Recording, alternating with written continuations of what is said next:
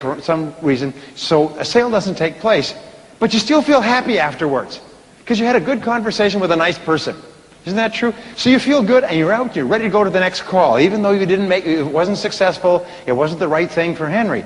That's not the problem. The problem is dealing with difficult people.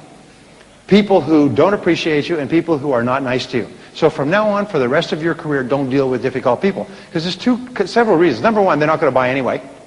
So you're wasting your time. Number two, if they do buy, they won't pay. Number three, if they do buy and they do pay, they complain all the time. They're always complaining, always calling you up and having you come over so they can complain to you.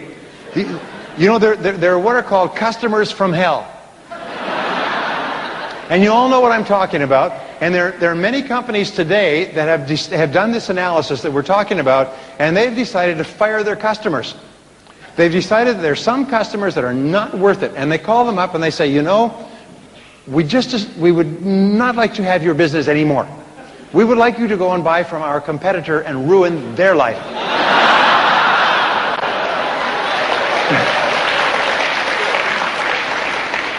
Because the most important thing you have is the fact that you're up. You're optimistic, you're positive, you're happy, you're high energy, you're a nice person, you are well informed about your product, you have something valuable to sell at a good price, and your job is to get to the people who will appreciate it. Now, in a good market, everybody's buying. In a bad market, not so many people are buying, so you're going to have to call on more people in order to make the same number of sales. So you don't weep and cry, you say, well, this is just the way it is. If it's hot outside, you don't say, wah, it's so hot. Wah, wah. It's like weather. The economy is like the weather. You can't do anything about it. You just adjust to it, right? And you don't complain about it. You say, business is bad. No. You say, well, business is slower today than it was before. But when the going gets tough, the tough get going. And here's a wonderful thing. If you can succeed in today's economy, when the economy does turn around, and it always does, you will be so far ahead. You will be smarter, you will be quicker, you'll be more determined, you'll be more focused, you'll be more confident. So look upon it as a challenge to make you strong. Just like a runner will often run with weights or carry weights. Imagine that this is a weight that you're carrying, and when the economy turns around, you take off the weight and you will be wonderful at your field. So look upon it as a challenge. And people say, business is bad. Isn't that good? Say, that's good. That's good. Isn't that great? Because all the weaklings quit. Leaves more money for the professionals. Someone says, boy, business is hard, sales are hard. You say, yeah, why don't you quit? Yeah. Get out of here. Okay. So prospecting means to ask, is this a good prospect? And when you call people, when you prospect for people, say, hello, this is Brian Tracy. I'm with ABC Company, and I think we can help you. And whenever you prospect, always talk about the result or the benefit of your product or service. You see, a good prospect is interested in the result or benefit of what you sell. A poor prospect always says, how much is it? How much is it? How much is it? Well, you don't even know what it is yet, but how much is it? Well, that's too much. Well, it's too much for what? Well, whatever it is, it's too much. You know what I'm talking about, Henry? Drives you crazy. You say, come here a little bit closer. Whack. Ow, ow, ow, ow. You know, you want to hit. But a good prospect, when you say, I think we can save you a good deal of money in your word processing costs, or I think that we can really speed up your time of delivery, or we can really improve what you're doing and give you better service at the same price. A good prospect wants to know how. Well, how does it work, or what is it? A poor prospect says, how much is it? I can't afford it. Cost too much. Business is bad. Life's a bitch, and then you die. You know. So it's really important. So prospecting is important. Now, I want to show you what I call the golden triangle of selling. Now, the golden triangle of selling is my own invention. And it's, I think, basically the key to modern selling. It has three parts. And let's put the customer or the prospect in the center. And it has three parts. And the first part, part one, is what I call relationship selling. Now, relationship selling is the key to success now and for the future. Is the very best salespeople are very good. We call them relationship experts. They're very, very good at forming high-quality relationships with people that they meet. We say that there's two parts. This first part of selling is prospecting. The second part is developing rapport or establishing a friendly relationship with the customer. People don't care how much you know until they know how much you care. My friend Lou Holt says whenever you meet a new person in business or even personally, they only want to know the answer to one question: do you care about me? Do you care about me? They don't care about your product. Forget your product. Do you care about me? How can you show a person that you care about them? How can you show a person that you care about them more than just wanting to make a sale? Right from the time you meet them. Well, okay, I'll give you several ideas. Obviously my coming here was an emergency. So they flew me in on a jet. When you meet a person for the first time, recognize that everybody's busy. So what I always do is I say, thank you very much for your time. I know how busy you are. As soon as you do that, you immediately separate yourself from the average person who just starts talking. I thank you very much for your time. I know how busy you are. People immediately stop because people don't recognize how busy they are. Nobody appreciates anybody else's time. Now, whenever you phone a person and you get through to the person, the very first thing you say is, hello, this is Brian Tracy, or this is Henry. Is this a good time to talk? I need about 2 minutes of your time to ask you a couple of quick questions. Is this a good time for you? As soon as you say that, the person stops, because it's obvious you're a professional. You must be in the top 10% or moving there very quickly, because this is how the top 10% talk. This is based on thousands of studies. The top 10% are very respectful of people's time. They don't say, hi, this is Brian Tracy, I want to call. No. What they do is say, this is Brian Tracy, is this a good time for you? Now, I do this with my best friends. When I call them and I get through to them in business, they take the call because it's me, and I say, hi, Mike, is this a good time for you? I need about 2 minutes. And sometimes they say, you know, Brian, somebody just came into my office. I got 2 other people here. The building's on fire. Most cases, something's going on. Remember, every single call that you make on a customer is an interruption. Every single call you make is an interruption. You are interrupting them from something that at that moment is more important than you are. So what you do is just slow down a bit and you say, is this a good time? And if you meet them face to face, you say, thank you very much for your time. I know how busy you are. They'll immediately relax and realize you're a professional. And they'll treat you very differently because you're treating them very differently. What you're saying is, I care about you. I care about you as a person, and I know how busy you are. So relationship selling is based on establishing a high-quality relationship. And I'll give you the other 2 parts of the triangle, and I want to come back to relationship selling because it really is the key to your future. The second part of the triangle, set number 2, is what we call consultative selling. And consultative selling is where you position yourself as a problem solver. You position yourself as a consultant. I'll explain this in a second. And the third part of selling is what we call educational selling, where you don't sell as much as you educate or teach. You teach the person, you learn the person's situation with questions, and then you teach them how your product or service can help them in a cost-effective way. You see, teaching is really the key to the future of selling. You're not trying to sell. You're not trying to talk people out of money. You're trying to teach them how they can improve their life or their work with what you do. The number one reason that people buy your product or service is they understand how much better off they can be. The number one reason why they don't is because they don't understand how much better off they can be, because you didn't teach them. You may have assumed that they know, but you didn't teach them. Well, let me show you something that I think is one of the great breakthroughs in the psychology of selling, and it has to do with what is called positioning. Now, I know you're all familiar with positioning. Positioning is a trend in marketing started by Al Ries and Jack Trout, who wrote a book some 20 years ago called Positioning: The Battle for the Mind of the Customer. And positioning says that here's a customer, typical customer. Okay? And in the back of the customer's mind, there's a series of file boxes, very much like the boxes behind the check-in desk of one of the old hotels, okay, for mail messages and keys. Now, when the customer sees you, okay, here's you, or hears you, or thinks about you, the customer then opens a box for you. This is your box in the customer's mind. And by the way, you're exactly the same. The first impression is the most lasting impression. That's why we say you never get a second chance to make a good first impression.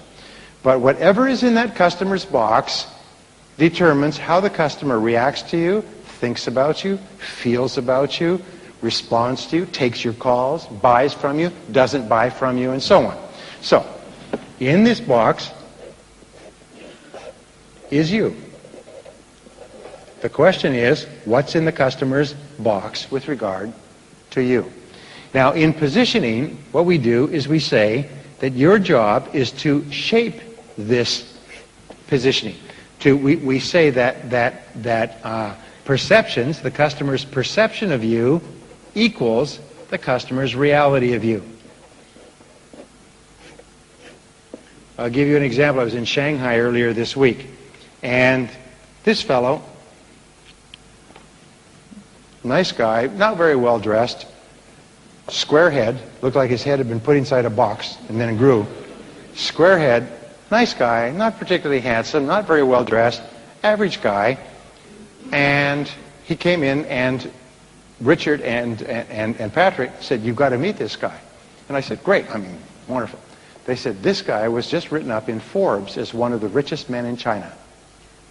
He developed a software program that had been bought by a major company, and they paid him $46 million cash.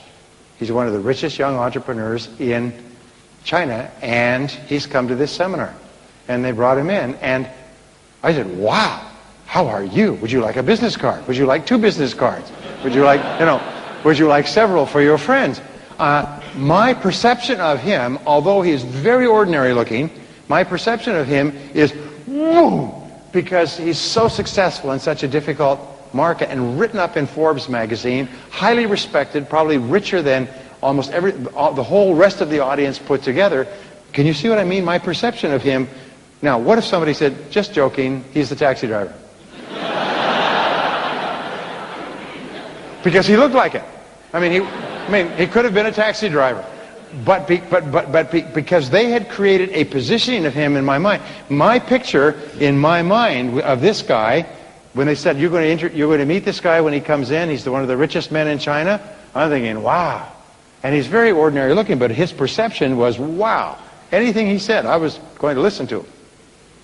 The point is this, is it doesn't matter the truth of the perception. A person's perception is reality. What is your name, sir? Pardon? Dedian? Daniel. Okay. Daniel, say, "I fly jet planes." Just say, "I fly jets. And I run marathons." Okay. So now, if Daniel said to me, "I fly jets and I run marathons," I'd say, okay. I'm not going to argue with him. I mean, he seems like an honest person. If he says it, then I believe it. Okay? So I accept what he says as the truth. So when you meet customers for the first time, what you say to your customer, they accept as the truth. If you say, "My name is Brian Tracy, and I believe very much in the importance of good relationships with my customers. Our philosophy is to give superb customer service to our customers." People say, "Okay." You say it's true? No, I say it's true. And then we watch to make sure that what you say is consistent with what you said. So in interviewing tens of thousands of customers, we have asked them, how do you think and talk about the top salespeople? Now, we know who the top salespeople are when we ask them. And we know who the medium salespeople are, and so on. We find that salespeople have 3 positioning statements, or customers have 3 positioning statements about top salespeople. Number 1 is they see them as friends. They like them. They feel they're good people. They say, "This person cares about me more than they care about making a sale." Number 2, they say, "I view this person as a consultant more than as a salesperson. I see him or her more as an advisor, a counselor, a guide, and so on." And number 3, they see this person more as a teacher or a helper, a person who shows them how they can be better off. So your job is to create these 3 perceptions. The perception of being a high-quality relationship, an advisor and helper, a consultant, a problem solver, and a person who teaches rather than sells. If a customer sees you like that, they will buy from you. They will buy from you more readily. They will buy from you more regularly, and they will recommend you to their friends because they want their friends to buy from you as well. So your job is to influence this perception. And everything that you say counts. Here's the rule. Everything counts. Everything counts. Everything that you say counts. Everything that you do counts. Every interaction counts. We say that when you're talking to customers, you're talking about their money. And money is a very emotional issue. So they are hypersensitive to everything you say or do. If you say you'll be there at 10 o'clock and you come at 10 minutes after 10, they remember that. Is not on time for appointments, therefore can't be trusted. Is not dependable, therefore product is no good, therefore company is no good. Therefore prices are too high, therefore too dangerous to buy from this person. You say, well, how are you just coming late? I mean, how? Because you said you'd be there at 10. And you didn't come at 10, so you didn't say do what you said you would do. And if a person has half a brain and they're nervous, then what they do is they say that you probably won't deliver the product on time, and you probably won't service it if you say you will, and nothing else you say is true either. People say, well, what does it matter? Customers, you were talking about money. Money is very emotional. As they say, money's not the most important thing in life, but it's way up there with oxygen. You know. So, everything counts, and everything that you do affects this positioning. You see, if you have a great positioning so that people think and talk about you in a positive way, then whenever you call them, say, oh, I'll take his call. Or her call, and I got something I want to talk to you about. Good, and they'll see you more readily. They'll buy from you. Here's a good example. Is there anybody here who has a customer that buys from you without asking the price? I mean, after they've bought from you, they buy again, and they don't ask the price. You have customers like that? They just say, yes, I need some more? Say yes. Yeah. Well, is it because they don't care about the price? Why is it that they would buy without asking the price a second time? It's because your position is such that the prices that you charge will be the right prices. They will be fair prices, they'll be reasonable prices, they will be honest prices. Isn't that true? So they don't need to ask the price. It's like if you go to a restaurant, you don't need to ask, well, how much is every single bit of fried rice? How much do I get? So in other words, once they trust you, and this brings us to the relationship selling model, and we say that there's two models of selling. There's the old model of selling, which is how I was brought up, and then there's the new model of selling. Now the old model of selling had 4 parts. The 4 parts, the first part of the old model of selling was establishing rapport. We're talking about, but it was very quick. Hi, how are you? And immediately start talking about your product or service. There are still a lot of salespeople who sell like this. They don't take any time to get to know and understand the customer. The second 20% of the old model was qualifying. We'd find out if they had, how much money they had before we would spend any time with them. The third part of the old model, 30%, was presenting, and this is where you used every trick possible to talk them out of the money you determined that they had in stage number 2. And the last 40% of the old model of selling was closing, and all the emphasis was on closing the customer to get them to buy. In the 70s, the market began to shift. As people became smarter, better educated, as the market became more competitive, the market shifted and it went through a transition to the new model of selling. Now the new model of selling has 4 parts as well. The first 40% of the new model of selling is building trust. Now we call this the relationship selling model.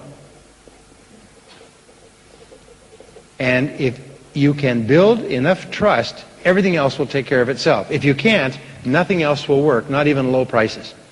You know and I know that building trust is the key to all relationships. The most important people in your life are the people you trust. The most important people in your work life, family life. The most important part of relationships is to be able to trust people. Absolutely. And so trust is what starts a relationship. So the way that you build trust in sales is you ask questions about people's needs. Now the interesting thing is, the more you ask questions about what the person really needs, what they are doing now, how it's working, and listen to the answers, the more they trust you. And the more they trust you, the more they give you information about what they need. And the more they give you information and the more you listen, the more they trust you.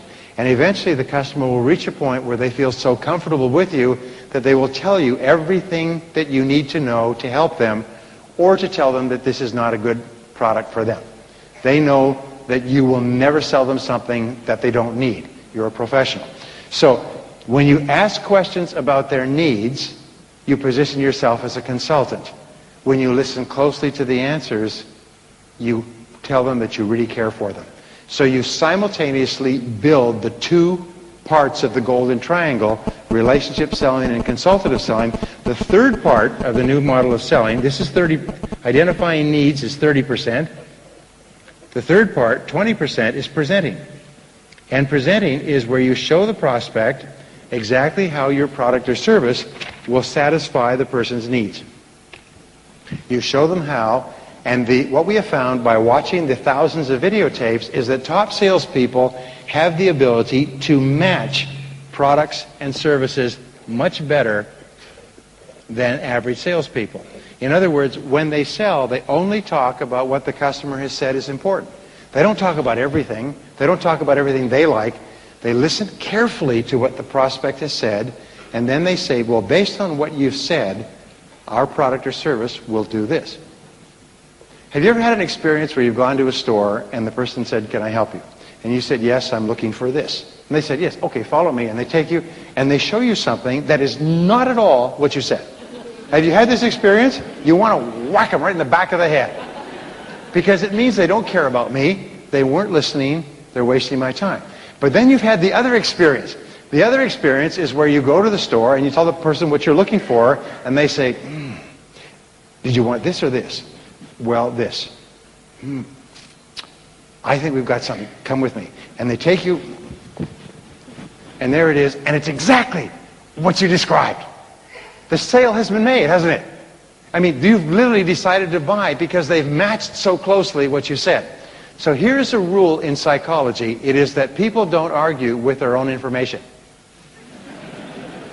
They will argue with your information, but they won't argue with their own information. So therefore, if you show them that this is what they said and your product or service is exactly what they said, the sale has almost been made. Because people have, it has been identified in psychology as what is called consistency. Human beings have an intense inner desire to remain consistent with what they said. Have you ever had your kids say, Daddy, you said? But you just said, remember you said? Have you ever heard this? You don't remember saying it, but you feel compelled to do whatever it was because they told you that you said it. When a person says, this is what we need, this is what we want, this is our problems, and you say, well, our product will do this and it will do that and we'll solve that problem, people try to remain consistent with what they said. They don't argue with their own information. So therefore, really good salespeople make sure that their presentation fits like a hand in a glove into what the customer says they want. Oh, damn, this is good. All right. The last part, the last 10%, is confirming. Does this make sense to you? Do you like this? Is this what you're looking for? Until the customer says, yes, that makes sense, and then you can go on to close the sale. Now, let me give you the simplest of all closing techniques. It's called the invitational close, is where you simply say, well, if you like it, why don't you give it a try? Why don't you take it? Why don't you buy it? Or if you're selling services, say, well, if this makes sense to you, why don't you give us a try? The invitational close, why don't you give it a try, is a simple, powerful closing technique, one of the most powerful ever developed for a customer who's reached the end of the sales presentation. Do you like this so far? Yes, well, why don't you take it? I was speaking to a salesman in New York last week. He said, you know, that doubled my income. He said, it's my favorite closing technique. And he's a very successful guy. And double his income is a lot of money. He said, I'll double it again next year. He said, every single time I talk to a prospect, I present it, I ask any questions, I say, do you have any questions? The person says, no. He says, why don't you take it? He said, it's amazing. They say, okay. So always, at the end of a sales conversation, invite the person to buy. Even if they say, well, I don't know, I'm not sure, let me think it over. You say, look, why don't you just take it? Okay. It's the most amazing darn thing. Look, you need it. You're going to get it sooner or later. This is a good price. We stand behind it. Why don't you just take it? Okay.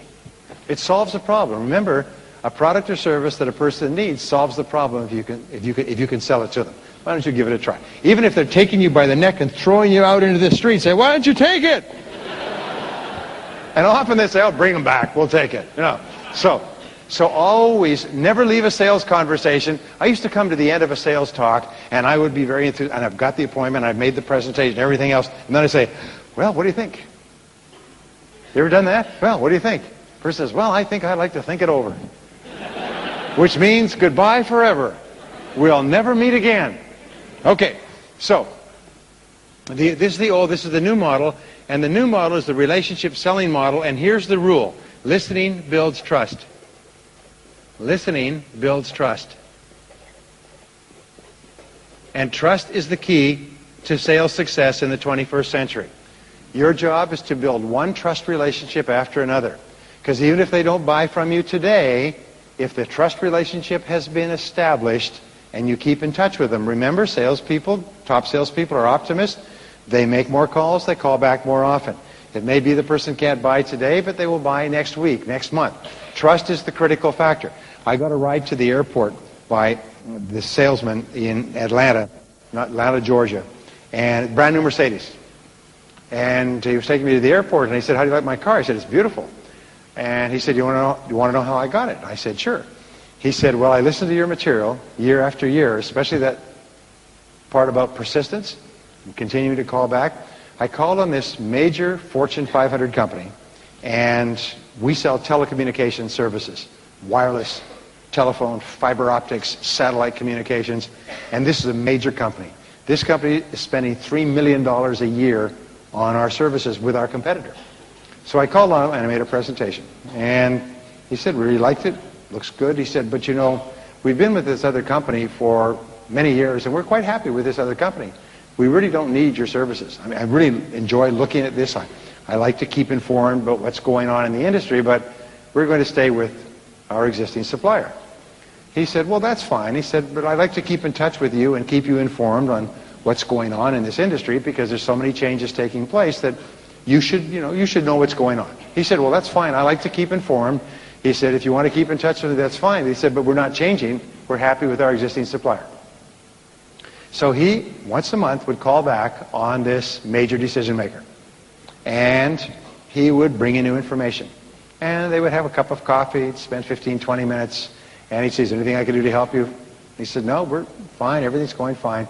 About 6 months after this started, I'm going every month, he said, Bill, he said, you know, I really appreciate you dropping in each month and keeping me informed and everything else. He said, but you know, we're really happy with the people we're dealing with. How long are you going to continue calling back on me? He said, until one of us dies.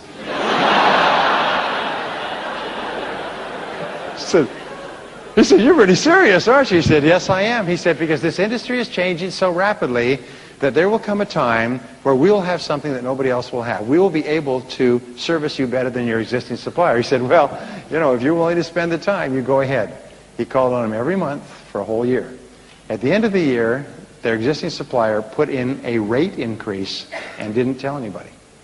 And in the United States, if you put in a rate increase, all you have to do is publish it somewhere in some newspaper.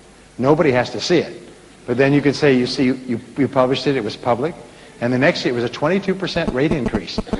He saw it on the bill. The first time he saw it, it came up on the bill. It made him so mad, he called him in. He said, come here, we're going to give you the whole account. He said his commission for the first sale, the first year, was $186,000 US. And he said he bought a brand new Mercedes with it. So, until one of us dies. All right, listening builds trust. But the key is, once you've built the trust, keep the plate spinning. Just keep the relationship going. Remember, things are changing. Sometimes the biggest sale you'll make will take a year or 2 years before it comes together, and it'll be so big. I had one gentleman make one sale as a result of using some of these principles. He said he made one sale that was 68% of his entire year's quota in one sale, because it was solely based on building trust and maintaining that trust. So here are the 4 keys to listening. Number 1, listen attentively. Listen closely. Listen without interrupting. This is what tells the person that you care about them. Listen attentively. Lean forward. Nod. Smile. Pay close attention. And don't interrupt. Just listening closely to people causes them to feel better about themselves and like you more, and they like themselves more. Number 2 is pause before replying. Just pause. Allow for silence. Don't feel that you have to jump in. Just say, nod, smile, That's an interesting point. And number 3 is question. We say question for clarification. And the very best question you'll ever learn in selling, and I've had many people say that this one question has been worth everything to them, is the question, how do you mean? How do you mean? We can't afford it. How do you mean? Business is bad. How do you mean? We're happy with our existing supplier. How do you mean? We're not in the market right now. How do you mean? I don't like you. I don't like your company. I don't like your industry. And quite frankly, I'm not interested in doing business with you. How do you mean exactly? Here's the point. How do you mean is a control question. But it's also an invisible control question. An invisible control question is one that you can ask over and over again, and the person will always answer it. And they will always expand on what they said. You say, we can't afford it. How do you mean? Well, our business has been a bit slow lately. Well, how do you mean exactly? Well, we're down from the third quarter sales. Well, how do you mean? Well, we expected our sales to be this in the third quarter. In other words, every time you say, how do you mean, it opens up. But it's invisible because the question is never heard, only the answer. And as they give you the answer, very often you can see an opportunity to make the sale. You can see an opportunity to answer the objection and make the sale. So keep asking, how do you mean? How do you mean? And here's the rule, is the person who asks questions has control. The person who asks questions has control. The person answering the questions is controlled by the questioner. If you're in a sales conversation and they ask you a question, you're in danger of having them take control. Because as soon as you start answering, you are basically, they're becoming the marionette and you're the puppet. Okay? So when a person asks you a question, what do? You say, that's a good question. Let me ask you something.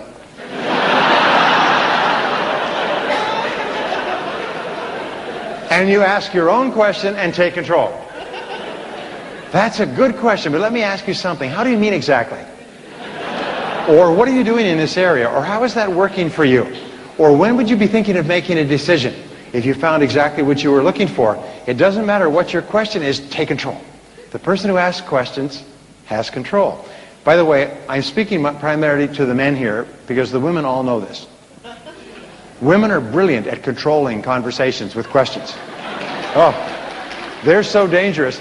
I have 2 daughters, 22 and 10, and there's a stage in a woman's life where they're taken away by other women to a cave in the mountain, and they're taught how to control men for the rest of their lives. And ever after, they can control you with words and questions. For instance, you ask them something, they say nothing. They know that if they answer, you've taken control, so they won't respond. It's very unnerving for men.